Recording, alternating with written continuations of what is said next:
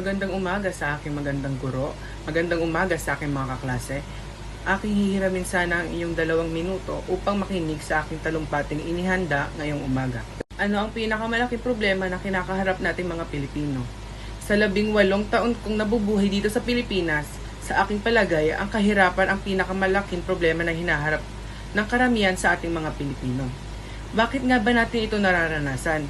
Madami sa ating mamamayan ang mga naghihirap dulot na din ng level ng ating mga pang-araw-araw na pangangailangan.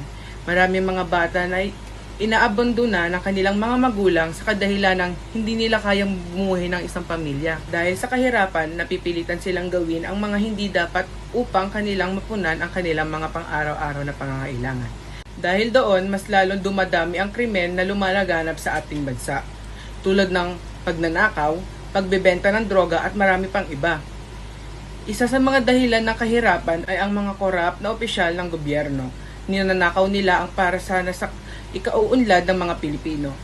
Isa pang dahilan kung bakit karamihan sa mga Pilipino ay nararanasan ang kahirapan ay ang katamadan nating mga Pilipino sa paghahanap ng trabaho. Karamihan sa atin ay puro sisi lamang sa gobyerno. Ngunit hindi humahanap ng posibleng paraan upang malagpasan ang kanilang problema na kanilang tinatamasan. Paano naman tayo mamumuhay ng matiwasay kung ang ating pangangailangan ay hindi natin kayang matustusan at karamihan sa atin ay walang gagawing hakbang upang ito ay masolusyonan? Nabubuhay tayong salat sa mga ilang pangangailangan upang tayo ay mabuhay ng matiwasay. Ilan lamang ito sa madaming resulta kung bakit ang karamihan sa ating mga Pilipino ay natatamasan ang kahirapan.